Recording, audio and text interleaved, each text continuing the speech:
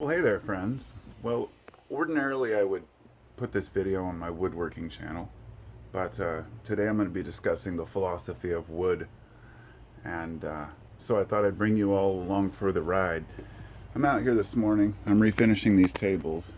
Now, these are some 80s, probably 70s or 80s tables from a company called Gordon's Furniture, and as you can see, these are solid oak. They're very nice.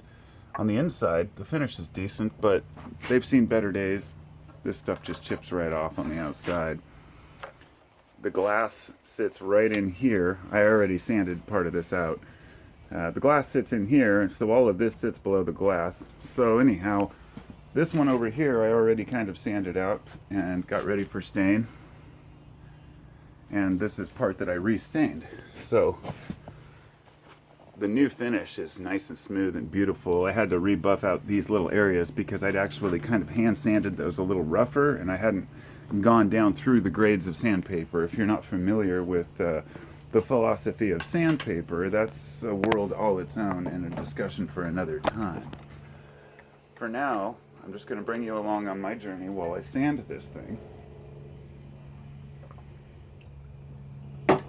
All right. So I have several different ways that I sand things, but I wanted to talk about the wood itself. But in order to talk about the philosophy of wood, I have to discuss the philosophy of sandpaper. There are different grades of sandpaper. For the general carpenter, you'll use anything from, say, a 40 grit, which is a way of saying 40 sharp parts per square inch, I believe it is. I don't know if it's centimeter or inch.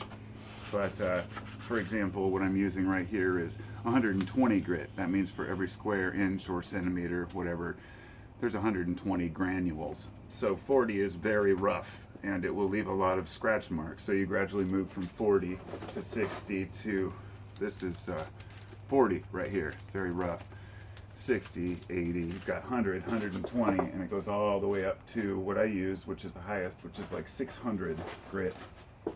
Here's 400 grit, very fine. And each different type of wood you use is going to require a different type of sandpaper and a different series of grits, as well as each different project that you're doing. Now, the reason I like working with wood is because each piece is unique. And restoring furniture is something that's very, say I'm no expert. I've just done my own furniture, but restoring furniture to its former glory can be extremely rewarding.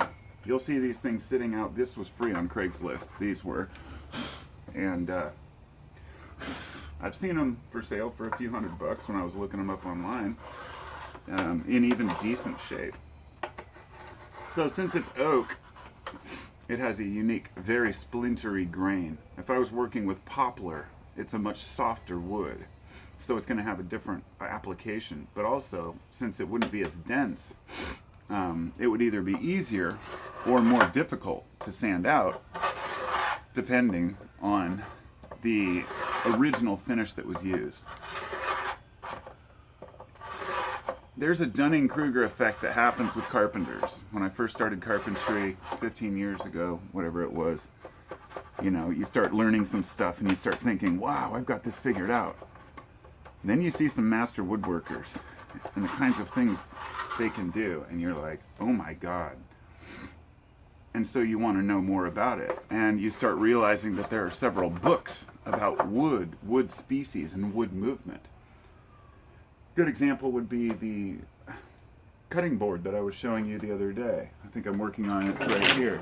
This isn't the best version of a cutting board because it's sapel and maple, but it hasn't been planed down or anything. But the thing is, this is not an end grain wood cutting board. The end grain would be the actual ends of the pieces.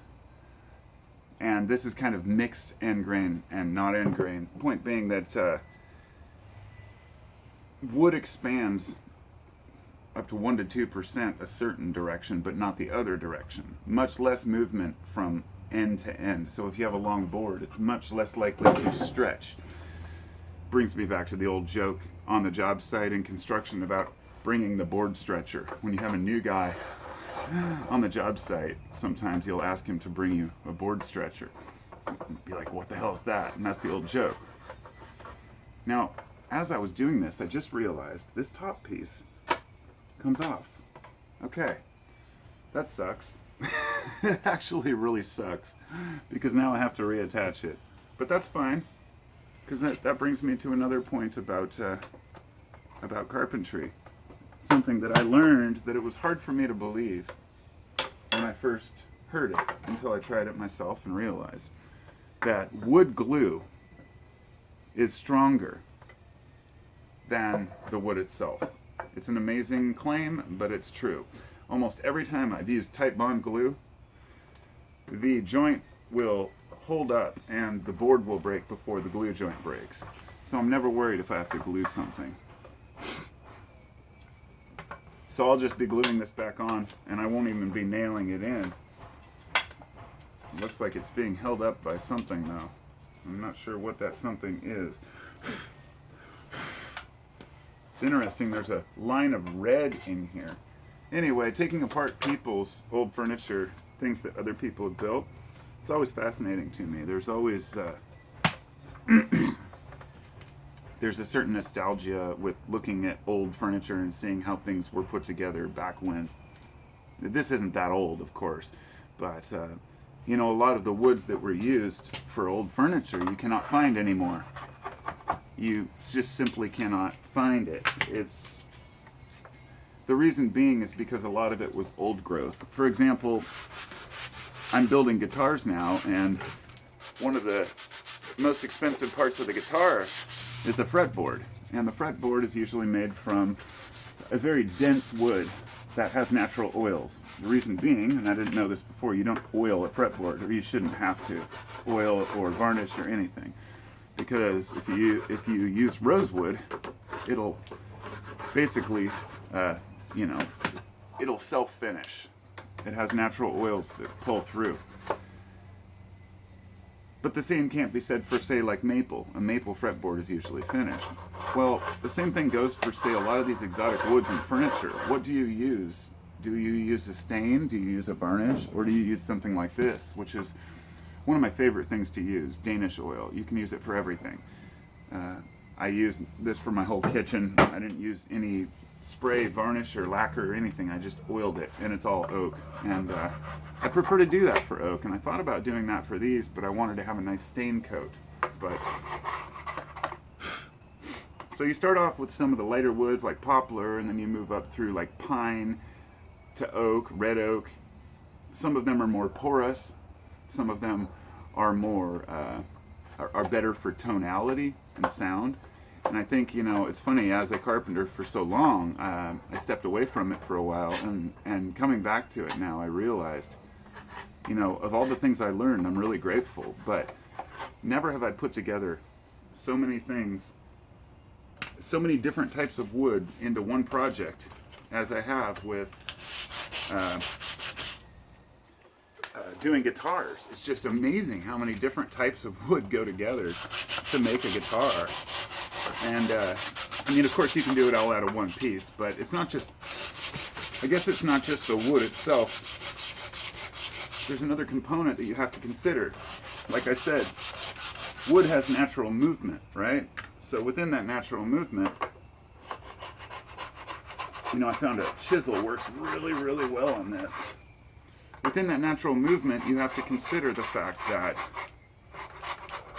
sometimes when you use metal components, don't use a chisel unless you know what you're doing, because I didn't want to use one to start, because it's really easy to dig into that finish. But for example, if you're using another type, it's another consideration, is you want a wood that doesn't move much if you're putting frets. It's a well-known thing in guitars that when a guitar gets really old, or any instrument for that matter, the components might start to poke out. Some of the metal pieces, frets are usually cut off right at the edge of the fretboard of the guitar, and as that wood shrinks over decades, or as moisture changes even locally,